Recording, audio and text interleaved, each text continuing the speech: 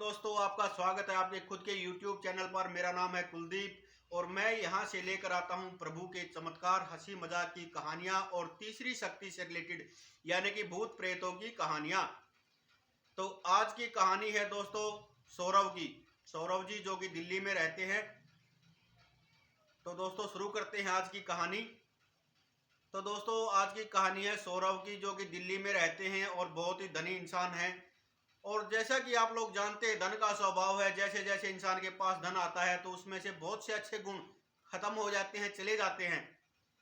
तो दोस्तों सौरव दिल्ली की एक बहुत ही पॉश कॉलोनी, मतलब बहुत वीआईपी एरिया में रहते हैं। और सौरव का एक बेटा होता है, एक पत्नी होती है। और सौरव का जो बेटा है वो 8वीं कक्षा में दिल्ली के बहुत ही महंगे स्कूल में पढ़ता है दोस्तों। और सौरभ जो है हर दूसरे तीसरे महीने श्याम दरबार खाटू श्याम राजस्थान में जाते थे। तो एक बार होता क्या है दोस्तों, सौरभ जी के पास उसके कुछ रिश्तेदार और कुछ मित्रगण आते हैं, जो कि उनके साथ खाटू श्याम अक्सर जाते थे राजस्थान। तो दोस्तों वो लोग कहते हैं कि सौरभ जी बताइए कब का प्रोग्राम है खाटू श्याम दरबार चलने का। जब भी आप फ्री हो तो बताइए, उस हिसाब से हम लोग प्रोग्राम बनाते हैं, चलते हैं। तो सौरभ जी उन लोगों से बड़े ही तीखे शब्दों में बात करते हैं और बोलते हैं कि देखिए, जब भी आप लोगों को मुझसे मिलना हो तो पहले अपॉइंटमेंट लिया करो, मेरे ऑफिस आया करो। आप लोग तो सीधे घर ही चले आते हो। बड़ी ही उनकी बेइज्जती करते हैं और उनको वहां से निकलने के लिए बोल देते हैं। तो उनमें से एक सज्जन पुरुष उनको बोलते हैं कि सौरव, हमें आज भी याद है कि तुम कैसे बाबा के सामने रोते गिड़गिड़ाते थे।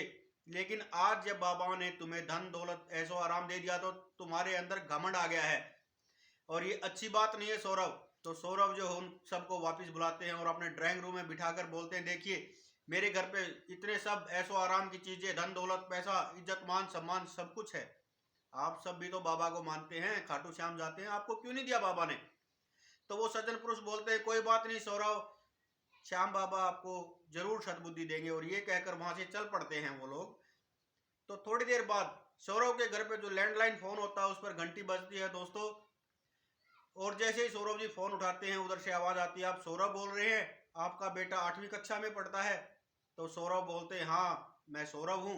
आप कौन बोल रहे हैं? प्रिंसिपल बोल रहे हैं, वाइस प्रिंसिपल बोल रहे हैं, बताइए डोनेशन चाहिए, पैसा चाहिए, कितना चाहिए बताइए, मैं भेज देता हूँ। तो उधर से वो जो इंसान है वो हंसते हुए बोलता है कि डोनेशन ही समझ लीजिए, हमने आपके बेटे को किडनैप कर लिया है और कल तक 50 करोड़ रुपए हमारे पास भेज देना, वरना हमें कोई दिलचस्पी नहीं है तुम्हारे बेटे को पालने की और हम इसे मार देंगे। तो सौरव कहता है बहुत रोते हुए कि आप प्लीज मेरे बेटे को कुछ मत करना, मैं आपको 50 करोड़ रुपए कल तक भेज दूंगा। क्योंकि पैसे की तो कोई कमी थी ही नहीं दोस्तों, हजारों करोड़ का मालिक था सौरव। लेकिन उधर सौरव की पत्नी जोर जोर से रोती है, चिल्लाती है, क्योंकि माँ का कलेजा तो माँ का होता है दोस्तों। और सौरव ये बोल के कि कोई बात नहीं, मैं कल उन लोगों को 50 करोड़ रुपए दे दूंगा और अपने बच्चे को वापस ले आऊंगा। और ये बोलकर टेंशन फ्री निश्चिंत होकर बिल्कुल सो जाता है आराम से दोस्तों। तो सुबह सौरभ जो है बैंक जाते हैं। और जब सौरभ बैंक पहुंचते हैं तो उस टाइम बैंक के ताला ही खुल रहा होता है और वो पहुंचता है, बैंक के अंदर जाता है और वहां पर जो रिसेप्शनिस्ट है उसके पास जाकर बोलता है, मुझे अपने अकाउंट से 50 करोड़ रुपए कैश चाहिए, बताइए मुझे किससे मिलना होगा। तो जो रिसेप्शनिस्ट है वो बोलती हैं कि आप सीधे मैनेजर के पास जाइए, सौरभ जी आपको कौन नहीं जानता। तो मैनेजर के कैबिन में जैसे ही पहुंचता है और वहां पर बोलता है कि मुझे मेरे अकाउंट से 50 करोड़ रुपए कैश चाहिए। इतने में एक सज्जन पुरुष टाई सूट वाले आते हैं और सौरभ का हाथ पकड़कर बोलते हैं, आप बाहर निकलिए पहले तो यहाँ से। तो सौरभ बड़े उस गुस्से में उनसे बात करता है, आप कौन है, क्या आप मुझे जानते हैं, आपकी इतनी हिम्मत कैसे हुई।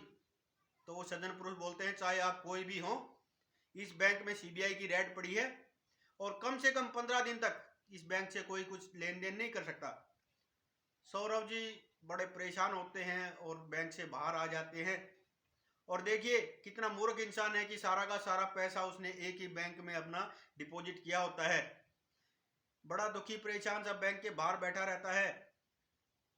तो जो कल उसके घर पे कुछ लोग आए थे, उनमें से एक दो इंसान उसको देखते हैं और पूछते हैं, सौरभ जी क्या हुआ। तो कहता कोई बात नहीं, कुछ नहीं हुआ है, आप लोग जाइए अपना काम कीजिए, और घर पर आ जाता है।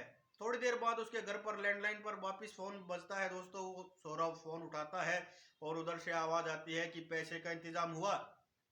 तो सौरव उनके सामने रोता है, गिड़गिड़ाता है कि मैं आप लोगों को 50 करोड़ की जगह 60 करोड़ रुपए दूंगा, लेकिन आप लोग प्लीज थोड़ा मेरे को कृपया टाइम दीजिए, अभी पैसे का बंदोबस्त नहीं हो पा रहा है, ऐसे ऐसे मेरे साथ समस्या हुई है, सारी बातें बताता है। लेकिन वो लोग बोलते हैं कि हमें नहीं पता, हमें पैसा कल तक चाहिए तो चाहिए, हम इंतजार नहीं कर सकते।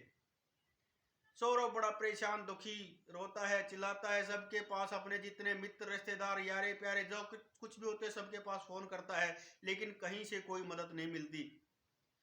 तो वो जो बाबा की मंडली, जो कुछ लोग कल उसके घर आए थे, वो सब लोग आते हैं कि सौरव जी बड़े परेशान हैं, हमें लोगों को चलना चाहिए। वो सब लोग जाते हैं और वो कहते हैं कि सौरव जी आपने सबके पास फोन किया, क्या हुआ, कुछ समाधान हुआ? तो सौरव जी कहते हैं नहीं, मैं अपने हजारों करोड़ की फैक्ट्री को मात्र 50 करोड़ में बेचने के लिए तैयार हूं, फिर भी कोई पैसे देने के लिए मुझे तैयार नहीं है। मैं क्या करूं, तो क्या करूं, सबसे मदद मांग के देखी लेकिन किसी ने मेरी सहायता नहीं की। तो वो सब बोलते हैं अरे भले इंसान जो तेरे घर पे हैं, कम से कम उनको तो बोल कर देख। तो सौरव जी बड़े आश्चर्य से उनकी तरफ देखते हैं कि मेरे घर पर कौन है, मैं किसको बोलूं? तो वो लोग श्याम दरबार, मतलब जो उसके घर में छोटा सा प्यारा सा श्याम बाबा का मंदिर बना होता है, उधर उसकी तरफ इशारा करके बोलते हैं कि एक बार इनसे भी बोल के देखिए।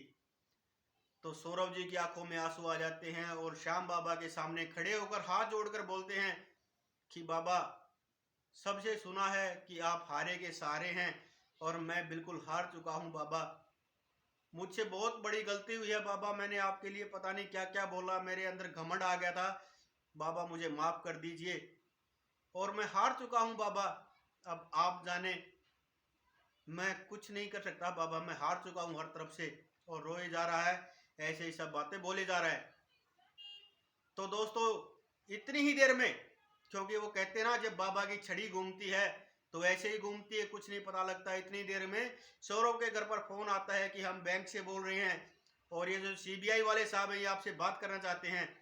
तो सौरव सीबीआई वाले जो साहब उधर थे ऑफिसर, उनसे बात करते हैं और सीबीआई वाले बोलते हैं कि सौरव जी, हमें लगा था आप बहुत परेशान हैं, इसलिए हम आपको बता रहे हैं कि हमें जो रेड जो मारनी थी वो साइड वाले बैंक में मारनी थी और गलती से हम इस बैंक में पहुंच गए हैं, तो आप कल आकर यहाँ से पैसे लेकर जा सकते हैं। तो सौरभ बड़ा खुश होता है और वापिस उस नंबर पे फोन करके बोलता है कि कल आप लोगों को पैसा मिल जाएगा, प्लीज आज आप मेरे बच्चे को कुछ मत करना। तो वो लोग कहते हैं ठीक है, कल पैसा लेकर रेलवे स्टेशन पर पहुंच जाना। सौरभ अगले दिन बैंक जाते हैं, बैंक से पैसे निकलवाते हैं और सौरभ का पीछा तो उधर से ही कोई कर रहा था। और वो कौन थे? सीबीआई वाले सिविल ड्रेस में। और जैसे ही सौरभ रेलवे स्टेशन पर पैसे लेकर पहुंचता है, पैसों का बैग, उधर से वो इंसान जो अपने मुंह पर मास्क लगाकर कैप पहनकर इधर से आता है, सौरभ के बच्चे को गोद में लेकर। इधर सौरभ पैसे रखता है, उधर वो बच्चे को छोड़ता है और जैसे वो पैसे के सूटकेस की तरफ दौड़ता है इंसान, वो गिर जाता है और उधर से सीबीआई वाले उसको पकड़ लेते हैं।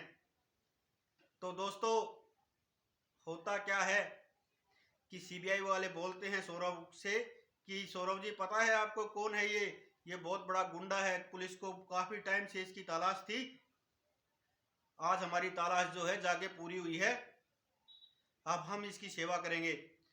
अब ऐसे करके वो लोग उस गैंग को, उस पूरे समूह को, ग्रुप को पकड़कर जेल में डाल देते हैं और सौरभ जी के पैसे भी बच जाते हैं दोस्तों। तो उसके बाद से सौरभ हर महीने श्याम दरबार जाता है दोस्तों और बड़े ही प्यार से अपने परिवार के साथ रह रहा है, बहुत अच्छा उसका जीवन यापन हो रहा है। तो ये थी श्याम महिमा दोस्तों, आज की कहानी। उम्मीद करता हूँ आप लोगों को पसंद आई होगी और श्याम बाबा तो शुरू से ही, सदा से ही हारों के सहारे हैं। तो दोस्तों अगर कहानी पसंद आई हो तो प्लीज़ लाइक करना, शेयर करना और कमेंट में लिखना जय श्री श्याम। और नए हो तो चैनल को प्लीज़ सब्सक्राइब करना दोस्तों।